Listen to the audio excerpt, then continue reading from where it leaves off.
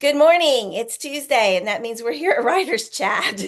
Let me introduce myself. I'm Johnny Alexander, joined by my wonderful co-hosts, Melissa Stroh and Brandy Brow. And we are talking about a topic that doesn't often get talked about as far as writing is concerned, because we think of that as being just so much being in our heads and being in our hearts.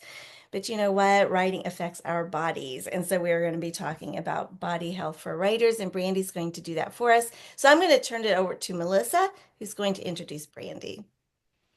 Hi, everyone, and welcome to Writers Chat.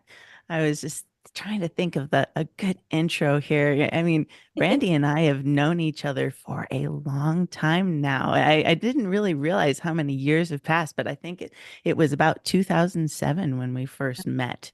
So we've Quite a known while. each other since before the births of our youngest kids. Wow. It's been a while, and it's been a fun ride. I've loved getting to know Brandy and becoming good friends with her, and I'm just excited to get the chance to introduce you to her today. I know a lot of our community is already familiar with her as one of our co-hosts, but maybe if you're watching for the first time or joining us for the first time, you don't know Brandy so well. So I'm going to give you a little introduction on her bio. Brandy Brow is, of course, a Writers Chat co-host who writes flash fiction and short stories for the general market and freelance edits writings of all lengths. Her fiction explores the highs and lows of human nature and ranges from normal to strange. And she loves to help writers improve their craft and stay healthy. And so today that's what we're going to discuss. And I'm looking forward to hearing it. So I'm going to turn it over to you, Brandy, to let you take it away. All right. We have a lot of stuff to cover today. For those of you that might have read my event description, good body health is more than just good ergonomics and getting up periodically to move, which is usually well touted among the writing community. Um, but let's discuss writing for a minute. Writing promotes a sedentary lifestyle, doesn't it? It's kind of a funny thing because we sit at our desks, or even if we're washing dishes, our minds are so active that feel active, right? You can think about so many things over and over and over, and you feel like you're doing a lot because your mind is doing a lot, while the body is doing nothing. Um, and that's not very healthy. A sedentary lifestyle leads to a host of many serious physical ailments, diseases, and even premature death. Something that I wasn't familiar with. And as I researched more and more this topic for this particular writer's chat, I was kind of shocked and looked back in my life and said, oh, this makes a lot of sense. Especially because a year ago in March, I tore my meniscus and I couldn't walk without pain until the end of last year. And when you go a long amount of time sitting because you can't walk, or sitting a lot because it's your job, or because that's kind of what society does. We play a lot of video games, watching TV. We just sit, sit, sit, sit, sit, or we commute a lot. There's a lot of sitting time.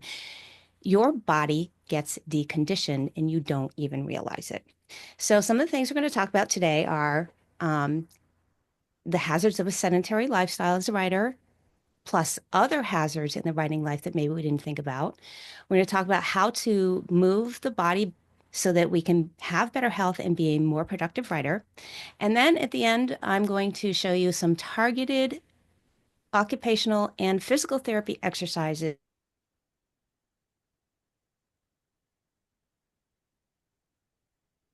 I think Brandy's frozen. She is for me. Uh-oh. Just a Yeah, little she bit is. at a time, because you Yeah. can't do everything all at once or you're going to get overwhelmed. So there's a lot of information here. Oh, and just FYI, I just got to notice that my internet connection is unstable and it is fickle like that for some reason, even though I have blazing fast internet. So if I get glitchy or freeze for a moment, it should come back. Hopefully it'll be good. Um, I do want to make a disclaimer that I am not a health expert. I am not a physical therapist, a physiotherapist, or an occupational therapist. However, I have had a lot of personal experience with degrading health from sedentary lifestyles and sitting at a desk. I've had anywhere from the torn meniscus to a sore tailbone to carpal tunnel, which I had surgery on last year as well. So I've been to physical therapists and occupational therapists for multiple things, from my back to my knees to my shoulders to my hands. So I have actually a book of physical therapy exercises of the sheets that I never threw away, and I have them categorized. And when I have a hard time with something, I say, okay, pull out the physical therapy exercises and go through them. So let me talk about the risks of a sedentary lifestyle. So there are many studies that have been done. First off, is that did you know sitting burns half the calories of standing? Hmm. Just standing, not even moving, just standing. You burn double the calories, which is one of the reasons that a lot of people will say, oh, standing desks. Although later I will talk about how maybe standing in one place for a while is not the best either. Combined studies have revealed that people who sat for 8 hours or more per day with no physical activity had a risk of early death that is on par with smokers and those who are obese. That's just sitting. Why? Well, we'll figure that out later. Research has identified a combined increased risk of ailments from over 18 studies. Let's listen to the list. Heart disease, heart attack, high blood pressure, higher cholesterol, stroke, cardiovascular disease with a reduced cardiovascular function. There's a 147% increased risk from sitting for cardiovascular diseases. That also leads to edema in your lower limbs. You can get a aching sensation in your limbs. You can see a visible swelling near the end of the day if you have sat a long time. Blood clots, which also comes from a lot of sitting and not moving. Sugar regulation problems, which leads, well, that's because physical activity uses muscles, right? And the muscles use glucose for energy.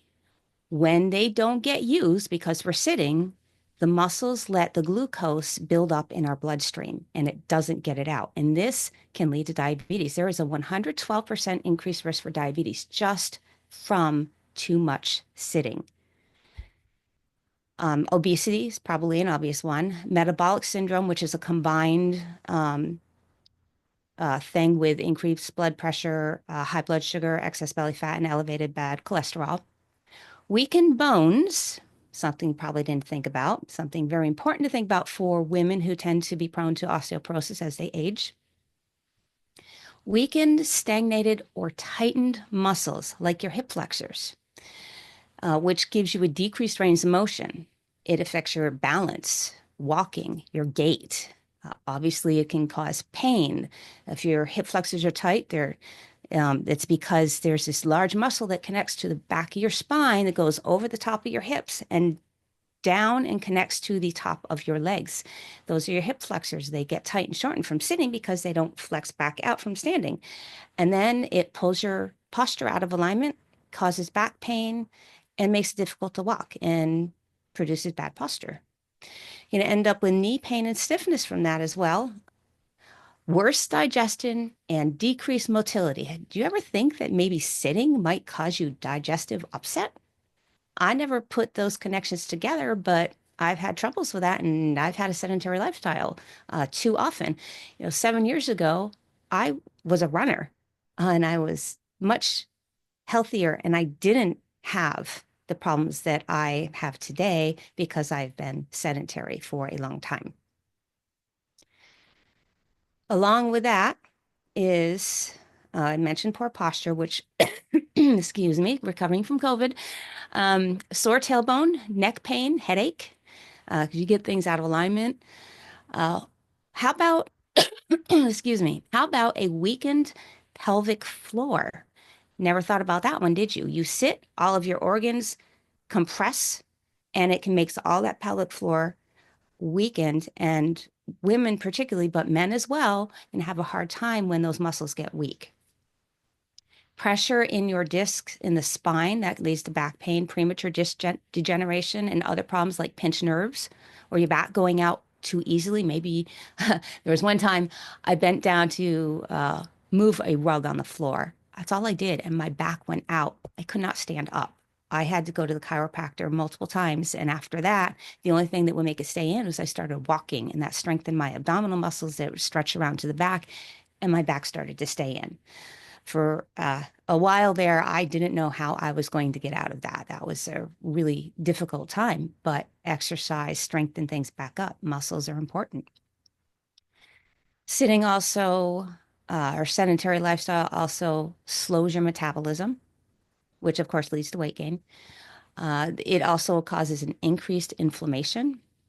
It can be responsible for non-alcoholic fatty liver disease, cancer, especially colon and endometrial cancer. Your ability to remember. Is this something that maybe you thought that this could cause? Apparently, a 2018 UCLA study found an association between sedentary behavior and a thinning in the memory keeping portions of our brains. So, moving makes a better, happier, healthier, more functional brain. That would explain why, when we sit too long, it can become harder to concentrate and focus, and we can lose motivation. Some of the other possible reasons for that are disruptions in brain chemistry, reduced blood flow to the brain, and negative impacts on stress hormones. Because movement, physical activity attacks stress, it reduces stress. So inactivity makes it more difficult to cope with life stressors. Lack of physical activity also makes it harder to sleep at night. And poor sleep is closely linked to poor mental health and poor mental well-being. I don't know if you noticed that when you go and do something active or you walked a lot, maybe you went to the mall and you walked around a lot, by the end of the day, you're tired and you just want to go to sleep.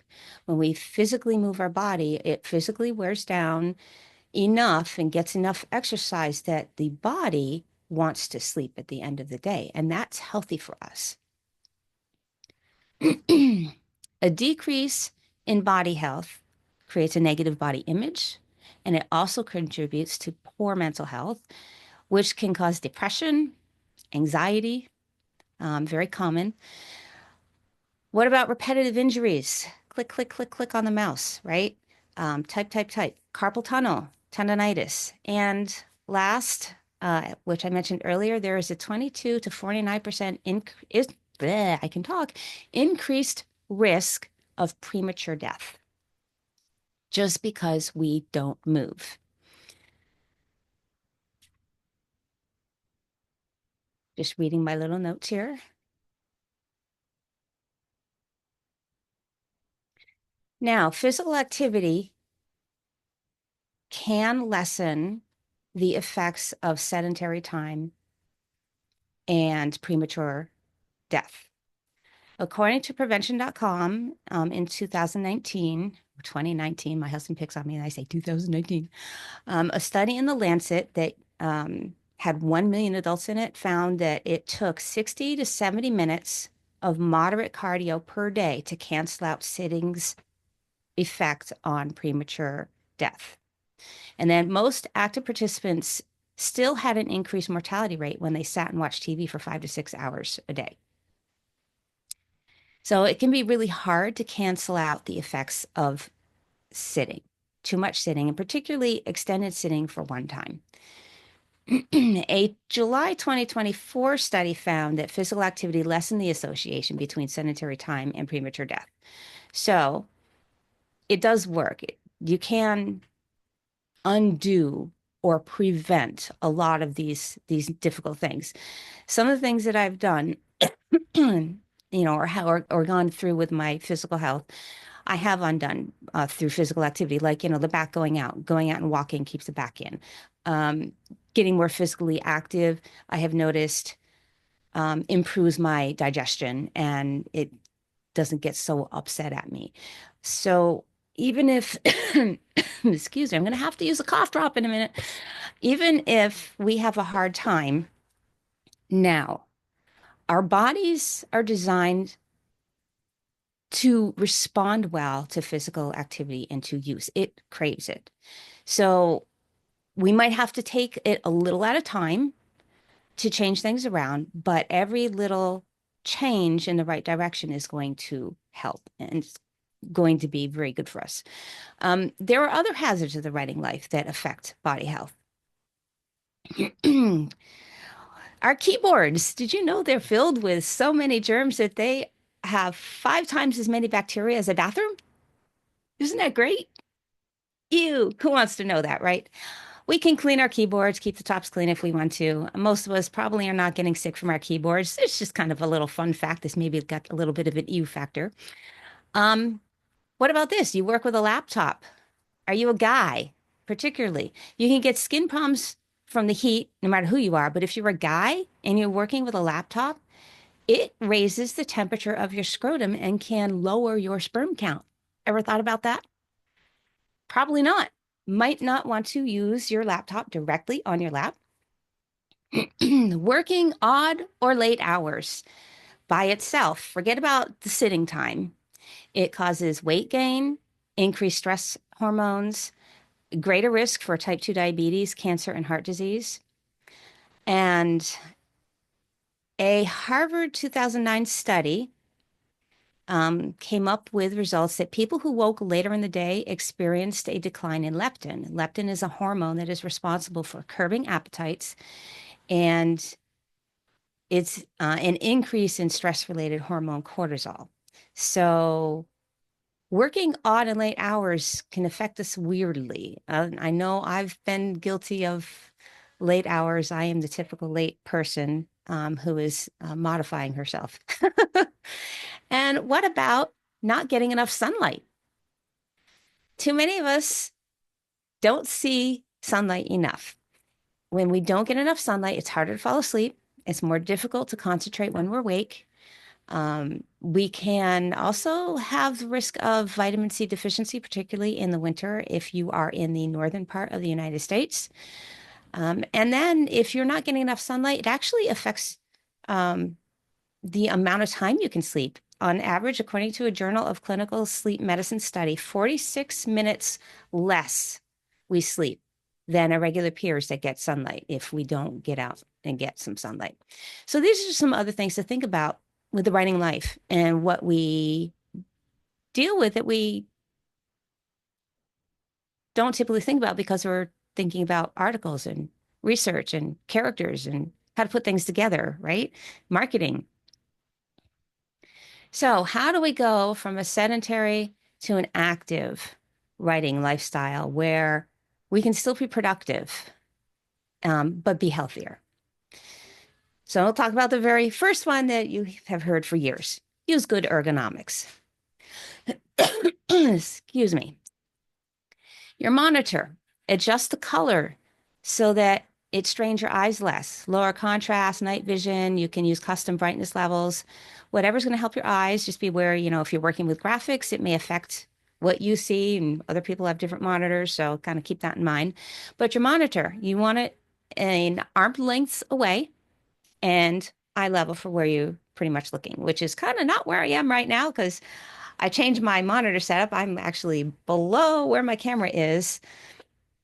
I'll talk about my setup a little bit later. Some people really swear by blue light glasses or monitor filters to avoid that hard strain, but nowadays you can often adjust that with the settings on your monitor directly and how you change the colors, or even in your operating system, they'll have like a night vision. You can change it to that and adjust it what's comfortable for you. Your chair, you want it to be able to rise high enough so that your arms can get to where they need to go for your keyboard and your desk. And you want to shrink small enough as well for similar reasons. You want to avoid overly cushiony seats like plush couches or beds because they can slump your back, cause bad posture, and all the other excess pressure on your limbs and nerves and circulatory system that maybe you don't typically think about. They're comfortable, yeah, but not really good for our health. The keyboard, an ergonomic keyboard is helpful. Mine's curved. There's this really cool one. It's super expensive though, so I haven't bought it. It's called, well, I'm not going to tell you what it's called because I don't want to advertise, but there's a couple that have just a keyboard. It's completely separate and you can move each one individually and put your hands in a more comfortable position. And it's like tented downwards so that your fingers aren't stretching abnormally weird. All kinds of different things for keyboards that can be more helpful. But you do want to kind of avoid tiny keyboards that force your hands inward because that puts your shoulders and arms out of alignment. Your mouse, you can use a trackball. You can use an ergonomic mouse. There's are some that are like upright like this. You hold it like this. That doesn't always work for me because I have some trouble over here on this side, but use what works well for you. What about wrist rests? We've seen a whole different kinds of those. There's all different kinds from ones that are built in to individual ones. You can consider softer types of rest over firmer ones. For example, you could use a small squishy pillow over a gel pad because the gel pads are going to, over time, they're going to put pressure right on those areas. And when we have wrist rests, we kind of tend to plant our wrists and not move them. And being able to move our hands freely over a keyboard and with the mouse is really important and prevents those pressure spots from building up. If you want to use it for temporary resting because you have a trouble, go ahead and do that. I would recommend softer than firmer. You want to avoid the constant pressure on the wrist or the base of the hand because that will make you prone to carpal tunnel. Footrest. If your chair goes up high enough for your keyboard, but your feet are dangling too much, that's not good. You actually want your legs positioned so that your feet are flat on the floor, or if they can't reach the floor, on a footrest. But you want them so that your knees are below the hip somewhat. You don't want them super below because you don't want them hanging, but they don't want to be at or above hip level because it just puts things out of alignment and it squishes everything. Lumbar support. I'll have some. Oh, they can't see me because I'm in the way. I'll have some. Lumbar support reminds you that just having it there, it reminds you to sit up straight. And when you have something behind your lumbar and you sit up straight, you engage your core muscles. And that's good for everything in there and helps you to avoid slouching and keeps everything else more mobile, your rib cage moving. You don't want to rest your rib cage on your gut. That's not good for you. If you have a sore tailbone, you could get a cushion. You could also just do something really simple. Take some towels, place a towel here, and you could try a towel back this way and sit on that. It creates a little bit of a gap in between.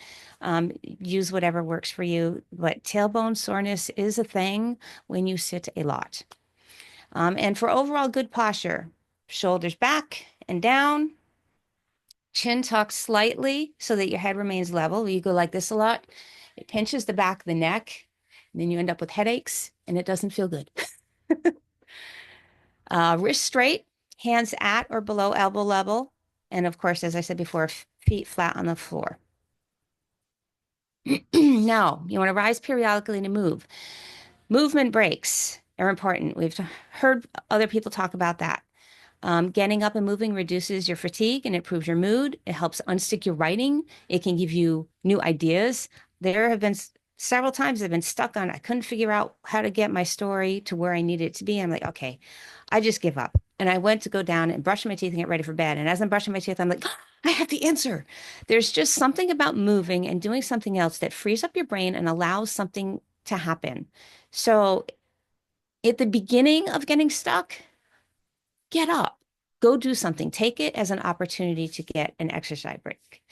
A 2023 study showed that breaking up prolonged sitting improves your cardiometabolic risk. What it came out with they measured every 30 minutes a 1 minute break or 5 minute break, and then every 60 minutes a 1 minute break or 5 minute break.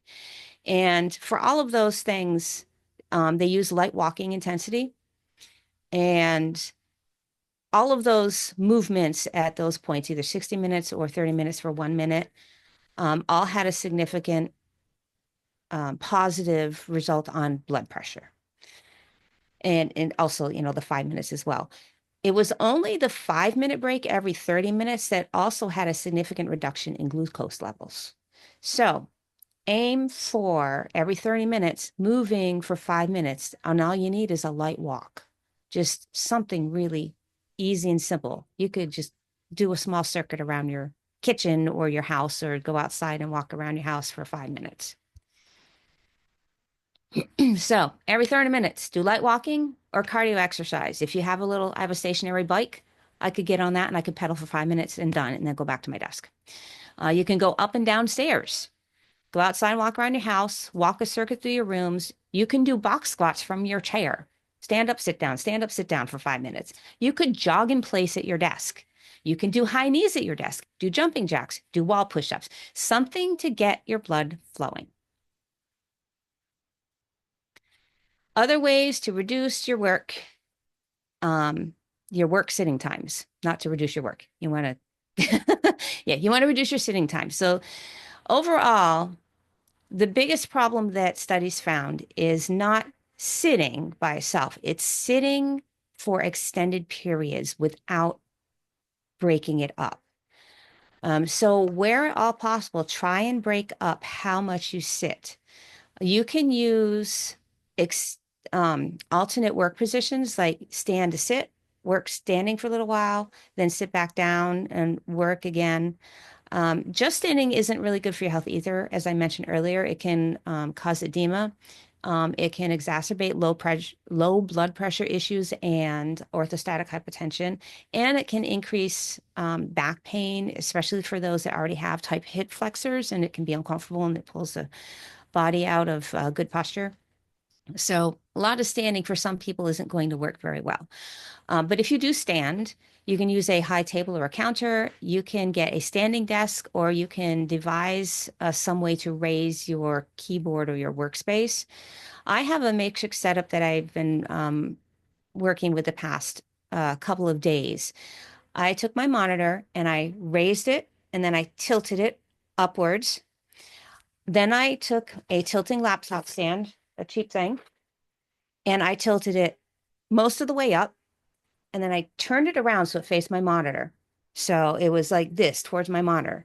Then I stood up and my hands could rest comfortably down by my sides with my hands on the keyboard. I, moved up to the edge of my desk.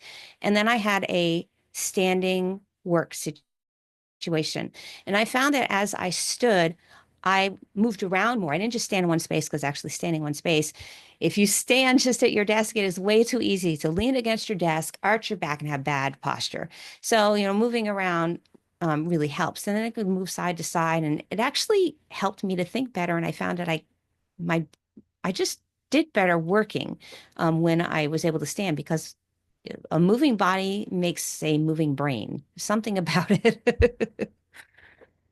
You can try dictation while on the go. There are apps that you can use. Your phone usually has something built in where you can just dictate into either a voice recording, or you can use a dictation setting in a note section, and you can just walk around and do something else and dictate. Walk to do something active while listening to teachings, podcasts, audiobooks, or Zoom meetings. You do not have to sit at your desk unless you're presenting uh, and sit. You can turn on your Zoom meeting, put earbuds in. I've listened to Zoom meetings, YouTube's, whatever, doing dishes, walking around on the treadmill. Be active where you can, where you actually need to get something down. It's okay to sit. I'm not saying don't sit. It's okay to sit. You just want to change how much you're sitting and for how long you're sitting. If you're watching YouTube and you still have ads because you don't have an ad blocker, when an ad comes on, instead of skipping it, let it play and do a quick exercise for your bodies. Like they would say in commercials, you're watching TV, oh, commercial comes on, do 10 push-ups or something. And how about when you're reading email? You can read email when you're standing, and you can walk in place while you're reading email. Email is one of those tasks where it's like, oh, I kind of got to clean out the box. So just make it productive. Some other at your desk activities are treadmill desks. They have an actual desk that's attached to a treadmill, and you have a platform, and they also make under desk treadmills, and they also have under desk bicycle pedals. Those are options. However, I would say be careful with them because you definitely do increase your risk for injury by, falling off the treadmill, and you also actually increase your risk. You also increase typos. You get more typos when you do that. But they're there. They're an option. If they're the kind of thing that works for you because you're already active and you want to do a little bit more active, go ahead, go for it. You can exchange your seat sometimes during the day for an exercise ball. I had an exercise ball for a while before mine popped, and I got a lot more movement, and it actually works your core muscles when you're sitting on that. I wouldn't recommend sitting on it all day because you can get sore, but it's a really great way to promote more movement while you're working. You also want to be physically active in general outside your working area. So try to take up some active hobbies, gardening, dancing, bicycling, frisbee, if you like frisbee, walking, swimming, jumping rope, um, something that gets you up and moving. Um, Invest in an exercise that you are most apt to use, and don't worry about the others. Something that interests you. If you try and do something you're not interested, if you want to run away from running, don't run. Just walk. Um, don't do something that's just you're going to beat yourself up trying to do it. You can try step counters. There's also several apps that are promote movement. You can try some of those. There are some free ones as well as some paid ones. I haven't looked into what's out there, but it's easy to find what they are if you just do some searches. And then also try to have a variety of physical movement activities that you can do so you're not always stuck to the same thing. This morning, I got on the treadmill and then I got on my bicycle, um, and I varied it a little bit. And that works for me. Sometimes, if I'm in the bathroom and I haven't had time to do something else, I will jog in place. That works as well. It gets your blood moving. You don't necessarily have to jog a distance. You just want to move your blood flow. Incorporate stretching and exercise. So remember to stretch your neck, stretch your shoulders, do some deep breathing. Pelvic tilts. So too often we let our pelvis tip forward, and that's partly due to the shortened, I think it's called psoas muscle. I didn't check up the spelling of how to pronounce it. PSOAS. And shortening it tips the pelvis. So you want to consciously tip it back. Lift your rib cage so it's not sitting on your guts. Do wrist and finger stretches. Do some side stretches. Stretch your hip flexors. I'll show you something how to do with that. Stretch your calves. Stretch your quads. Add some cardio to your routine. What is recommended? At least 150 minutes of moderate intensity exercise weekly. That comes out to 22 minutes a day. That's a 2023 study in the British Journal of Sports Medicine. Now, not everybody's going to be able to do that. We're all at varying skill levels. So do what you can within your abilities. If you're bound to a wheelchair, you can perhaps stretch. There's probably something you can move. If it's not easy to get up, you can probably do leg lifts from your chair sitting. So there's something that you can do to move, and just try and figure out what there is. You can do a search on the internet. There's a lot of different good ideas, but find what works for you and don't worry about what other people are doing or what other people say you have to do. Your goal is just to try and get your body on the inside firing more and moving more. For good body health, it is important we eat and drink well. So, foods, try to aim for less processed foods. Get some of those chemicals out of there. They're not good for us. They're not food, it's chemical. We don't want to eat chemical factories. Aim for whole foods where you can. Aim for healthy fats. Aim for good fiber because the more fiber in your system, the better your gut health. You want to go for good protein, but don't overdo the protein. A Mediterranean diet continues to be a pretty healthy choice, as that's been pretty good over time. Fluids, stay well hydrated. Water's good, but you don't have to just do water. Sometimes our bodies need some sweetness. Coconut water is a good option for those that can do coconut. It is an excellent source of potassium. Coffee has, I've been told by numerous doctors, coffee does count as a fluid. However, only drinking coffee can cause problems because it can give you a hyperactive bladder, even decaf. So, moderation on that. Avoid much alcohol, avoid a lot of sugary drinks. Wine in moderation can improve your cardiovascular health.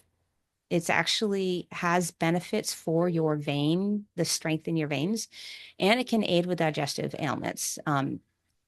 White wine is actually part of a natural cure for runner's diarrhea. If ever you are overseas and you're stuck, white wine apparently helps for that. However, in moderation, we don't want to be consuming it and become lushes, right?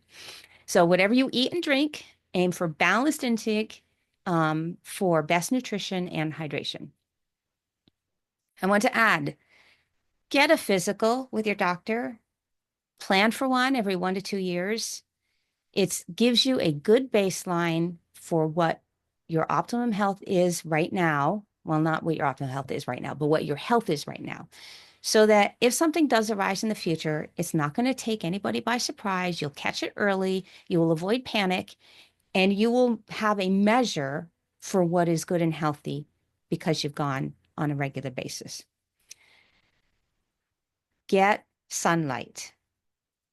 Sunlight helps you to avoid vitamin D deficiency, which can be responsible for lethargy, brain fog, chilliness, dry skin, hair loss, a lot of different things. Vitamin D, by the way, is a hormone, it's not actually a vitamin, but when you are in the sun for, I think it's, oh, I can't remember how many minutes. So look it up on the internet.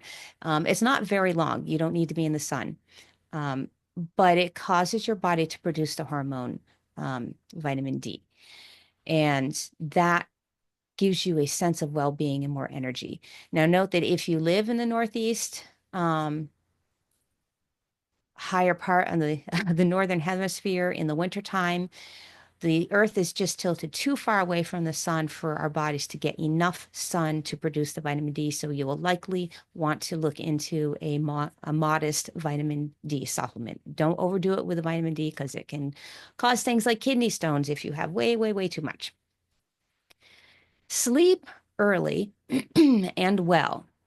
First, I will say is enough sleep is important. Deficiency with sleep can cause dementia symptoms.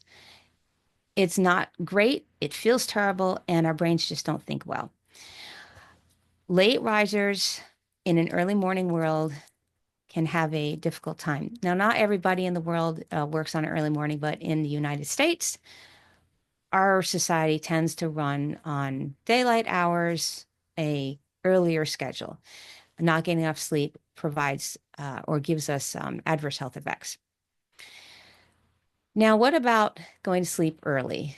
This has been a bone of mine for a long time. I have always been a late chronotype. So there's chronotype is your natural where you would go to sleep naturally, if it's earlier or if it's later, and sometimes it's in between. I naturally am later, and I naturally, if I naturally go later and later and later and later, if left to my own devices. And some people are able to adjust their life so that they get enough sleep and they go to bed late. I have a couple kids that work the night shift and they maintain going to sleep at 3 in the afternoon every day, getting enough sleep, and then waking up at what is a good enough time for them to go to work at night. And they don't change that even on their days off. Well, one of them does it. But there's a 2024 study that revealed that late sleep timing. So late sleep timing is okay. There's like there's a chronotype, like when you naturally would go to sleep, and then there's your sleep time when you go to sleep. Okay. When you align the two, they work better together. You're not feeling inertia from waking up too early if you're getting enough sleep. Um, but then there's a study in 2024 that looked at chronotypes and the sleep times, and they measured, how is the health affected by going to sleep at this time, depending upon what you do. And no matter who it was, they determined that a late chronotype, those that go to bed later, are at more risk for diabetes, obesity, hypertension, circulatory disorders, and respiratory disorders. And then it didn't matter what the chronotype was when they asked people, or it didn't matter if they were matched or not. Like if you're early, you go to bed early. If you're late, you go to bed late. Or if you got enough sleep. Whenever they move somebody to an earlier sleep schedule, even the late risers, I'm not late risers, the late sleep people, when they move them to an earlier time of sleeping, the health corrected. So the adverse effects of going to bed late lessened by going to bed early, even for those people that are more prone to going to bed late and want to go to bed late. So, as a night owl who is modifying herself, I would recommend look at the research, consider that it is actually physically healthier for you to go to sleep earlier. And maybe if you're married, maybe your partner goes to sleep earlier, maybe just let them be your sleep buddy. My husband goes to bed earlier and he encourages me to get to bed earlier. So I've been going to bed earlier. They recommend going to bed no later than 1 o'clock. I was going to bed way past that. So I'm doing much better. But naturally, I will still go later and later and later. So I allow my husband to speak into my life to remind me to come to bed earlier. I don't get upset with him anymore like I used to. Yes, I'm naturally prone to that, but it is healthier for me to go to bed early. So I am submitting myself to that because ultimately I want to be healthier.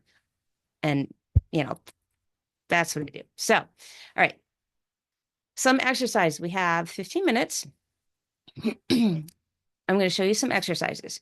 So these are designed for writers. I'm going to scroll up my screen. I'm going to make myself tiny, tiny. Okay, this one. This is going to stretch here. We move these. You want to periodically move your wrists. This moves the fluid in your wrist joints to lubricate, which is really important. You need to stretch these parts here. These are prone to, mine are actually really sore right now. So I'm going to stand up and move my stuff. Oh, hey, you can't see me so good. Ooh, I'm bouncy too. Okay.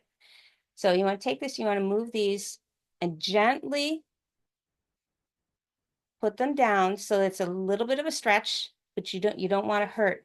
And then you just come back up and you do this again. Something that I kind of do is I also kind of gently rock it back and forth. This stretches the sides. These are actually really tender and sore for me as well. Alternately, you can take your hands, you can plant them on your desk just gently. This is really passive. And then you can just lean forward and that will also gently stretch. The passive exercise is really good because you're not engaging the things that are in there and it just kind of lightly lets it stretch. This next one, since you can't see my desk, I'm gonna just do it in the air, but we're going to pretend this is desk. So you put your hand on your desk and you rest your hand. And of course, it's not going to be way up here, so it's going to be down here. And you have your hand here and it's resting, it's not moving. And then you just hold your hand and you move your elbow out. And then you move it back straight again. And that this kind of exercises that and it stretches over here and move it back. And then you can go the other direction, move it towards you. And it stretches this. I actually have developed tendonitis over here. So this is a very good stretch for this. Believe it or not, I developed tendonitis over here from holding a spray bottle because I held this and it really hurt this and doing this. Yeah, weird things. My body doesn't like me sometimes. So now you have, let's see. Just checking on my things here.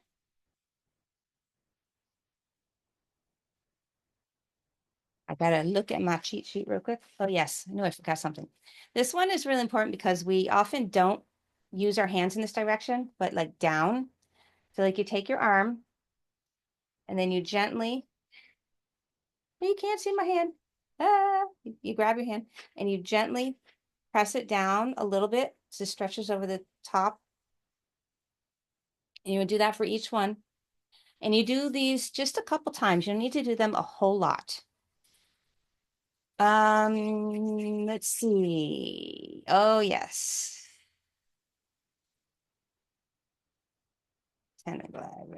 Okay. We have this one. This is good for carpal tunnel. This is a tendon glide. You take your hand and you're going to go through a sequence. You're going to bend it down like that and up. Then you're going to make it go flat and up. Then they kind of go flat. It doesn't really look, you can see it's kind of flat. And then up.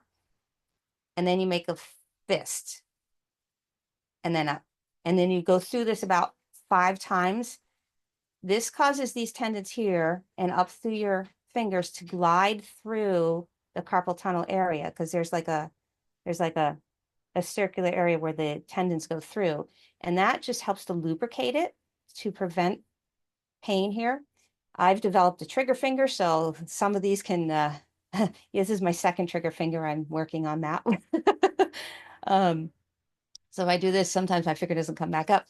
But that's really good. Now there's this one. This is, sometimes you get, there's an ulnar nerve here. And sometimes this can cause pain here. I saw somebody mentioned tennis elbow. And there's also nerves up here. So this one is going to stretch all of these things here. So this, you start with your hand here in the center. And as you go, you're going to move your arm out. And as you go out, you turn your head to the side. So you go out and then you turn your head to the side when your arm is back like that. And you can feel the stretch down here. And then you come back to the center. And this stretches all that. So this is really good to do regularly. These things will help prevent some of the injuries that I've had. They'll help you not get some things. So chair squats, pretty simple. Take your chair, sit down, stand up, sit down, stand up, right? All right. While you're sitting at your desk, standing at your desk, try some calf raises. So just stand up on your tiptoes and then back down. And stand up and back down. If you want to stretch your calves, you can lean forward a little bit. You can also take a little block, maybe an inch high, put it underneath your balls of your feet so that they're kind of like this to start. And then you get more of a calf raise doing that. You could also do these on the stairs. Neck stretches. These can get really, really, really tight. So these are good to help remember. This also attaches here to the shoulders. Shoulders get really tight, don't they? And then we get headaches, right? So, I'm going to do something before I do this. We often have a hard time with breathing properly. Too many of us will breathe from our bellies. We don't use all of our lungs. Our lungs are back here, either side, in the back. So when we breathe with our bellies and we get all that air in, this tends to go out, or our diaphragm tends to go out, and we don't use the back muscles. And what happens is all the air goes into our gut area and it actually pushes down our internal organs down onto the pelvic floor. And it can cause weakening in the pelvic floor, which particularly for women can be troublesome because it can cause bladder leakage. So breathing properly is going to help prevent that pressure from going down there all the time and alleviate some of that. So one of the things you do, lean over under your rib cage a little bit. And then kind of put your hands on your belly and then breathe in. And it kind of forces the air to go into the back, into the lungs. And that's what you want to do. You want to expand your lungs. Your lungs are like two balloons. And so you want to practice expanding those and do that breathing a couple times a little bit hunched over. Because when you're a little hunched over, it's harder to let the air go here. And it makes it go back there. So that's really good to practice. It will get you breathing deeper and you get more oxygen in you is going to help your brain. While we're standing up, bad posture, right? Let me move my chair. I do not have great posture. I tend to stand like this too much. My belly's out and it makes me look fatter. I hate that. Well, part of that's because I have tight hip flexors. I have to consciously fix this. So to do that, we kind of tuck the butt in and tilt this backwards. Now, it's easy to roll the shoulders. So you got to remember, okay, shoulders back and lift the rib cage up because you do not want the rib cage sitting on your guts. And this helps to make a better posture. I'd maybe not wear the best clothes for this, but tilting this in whenever you're standing up and doing something, you don't want to stand like this. You want to tuck it in, lift the rib cage, and do exercises, do the this, the this, the this, the this, right? Now, one thing we're going to do is a shoulder press. When my physical therapist showed me this, I was like, oh my gosh, this is like a life changer. So doing this, I'm going to stand forward, but we're going to tilt the pelvic down, lift the rib cage, put your arms down, and press the shoulders down. And immediately you're probably going to feel like stretching. You might even feel stretching all the way down your arms. I do. So, oh yes, don't forget, head, you don't want your head like this. You want to pull your chin back so that your neck is, you don't want to sit like this. You want to pull it up and back. So your skull is not sitting on the top of your spine. Well, it sits on the top of your spine, but you don't want it going, you know what I meant, right? So when you press this down, I'm going to step back a little bit, turn sideways, and then pull your hands back a little bit. That's going to stretch even more right along the inside of the arm and the elbows. And you pull it back a little more and hold it, and then just pump it back a little bit, about 5 times. And that's going to stretch all that even more. It's going to help release the stress and tension from here. It's going to loosen up your shoulders. It's going to be a huge help. I see we're almost at the top of the hour. I just have a couple more things. Your hip flexors.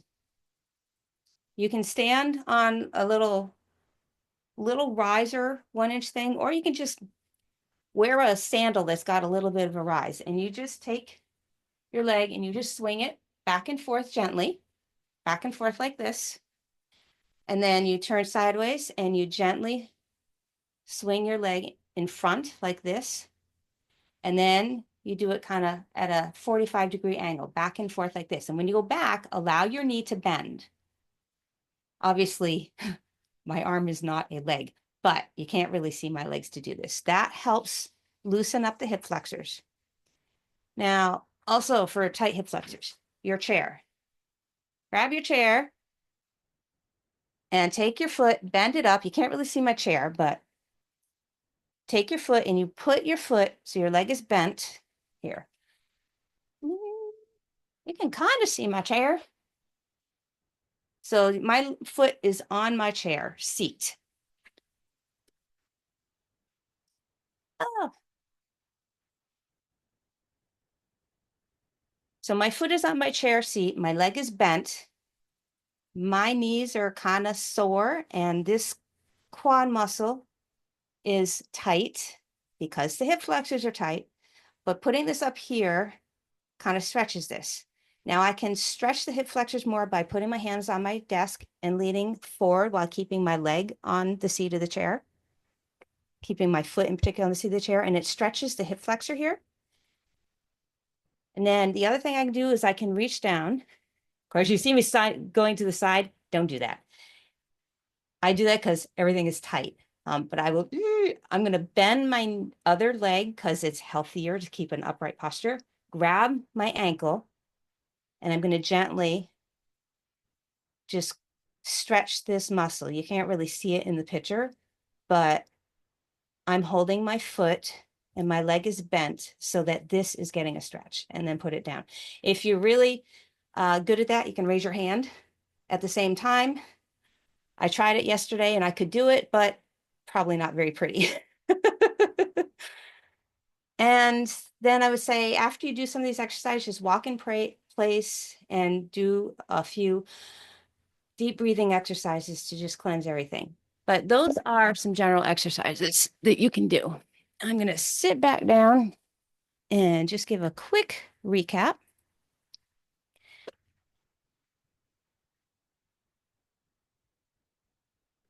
So expect that in making some of these changes, you are going to get some pushback from your body. You might be sore. You might get extra tired. You might have food cravings. That's normal.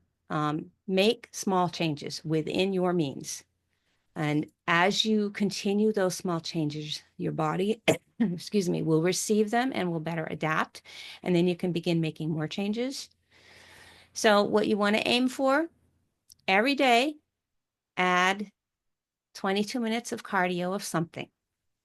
And it doesn't have to be straight 22 minutes. You can break up that 22 minutes throughout the day. It's cumulative. And then every 30 minutes for your work time, move for 5 minutes. Get up from sitting and move for 5 minutes. Set a timer. Stretch regularly. Eat and drink well. Stay well acquainted with your doctor.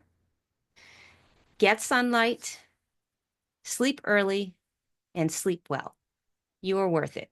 And when you do these things, your brain's going to be healthier and your writing is going to be more productive because you're going to feel better. And so you will think better.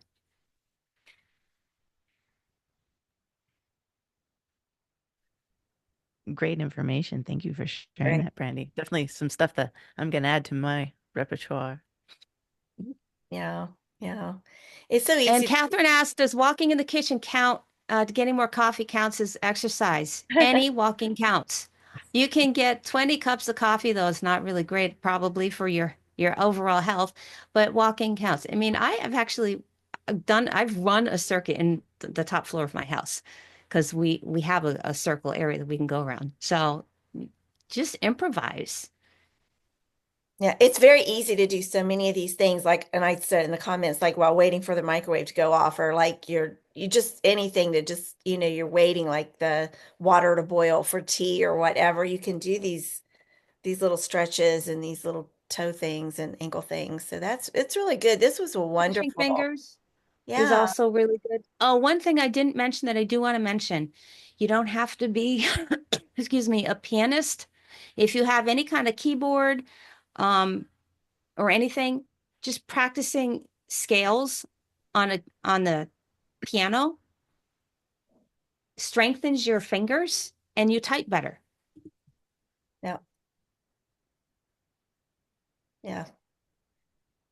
All right, one little key trick for the keyboard, and I don't know whether anyone will really benefit from this, but it was very helpful for me, was when I got my Mac and the command key and the control key were not where I was used to for my PC thing. And of course, Mac uses that command key, and I was used to using the control key, but also the placement of it just wouldn't work. I was having to really twist my finger to get to that command key because I'm a touch typist. I mean, that's how I learned to type.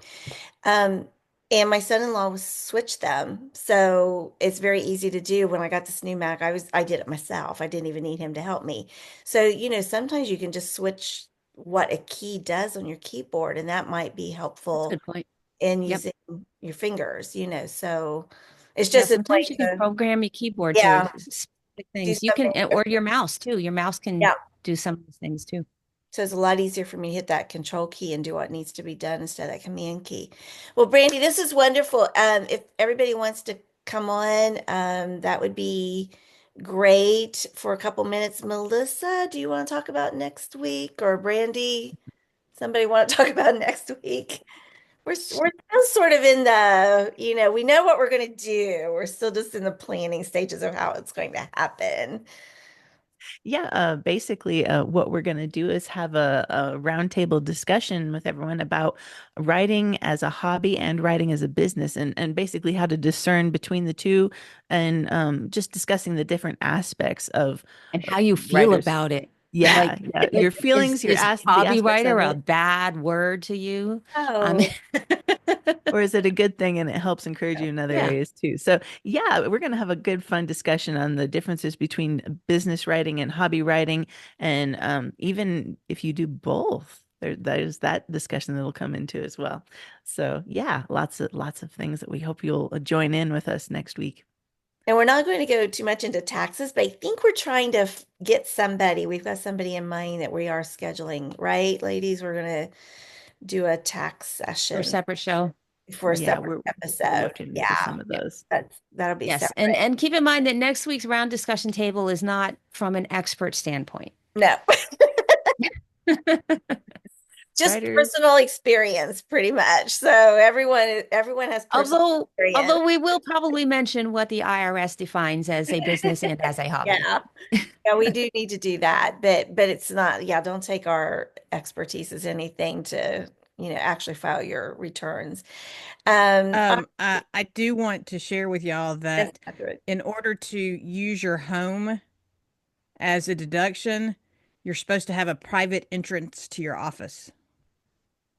They don't really check that, but So it's I didn't supposed to be ever a read private entrance. They don't, if your home office, if they have to come into your home to get to your home office, you're not supposed to use it, that. according to my tax accountant. Well, Really? I guess we'll each have to talk to our tax accountants about that. Yeah, that's not my There are understanding very at specific all. rules for things. Yeah. We will leave that to the tax experts. Absolutely. All right. But thank you. Okay. Yes. If you're watching the replay, we do invite you to join us any Tuesday morning, and it's 11 o'clock Eastern, 10 o'clock Central. Find your time zone so you'll know when to be on with us, and we welcome you. Also, you can find our latest episodes on the Writers Chat YouTube channel, which is brand new. So we just have a few there, but we also still have a lot of episodes on the Serious Writer YouTube channel, which will be moving over. And you Yeah, can well, you can access them right from our channel, Oh, Writers Chat. good, good. I did not Yes. had not realized that. So that's an update. Yay. And also you can find them on our Writers Chat Facebook page and our Writers Chat Facebook group. So we invite you to join that too. And of course the page is open to anybody. So until next week, everybody, bye bye. Stick around for the after party. See y'all later.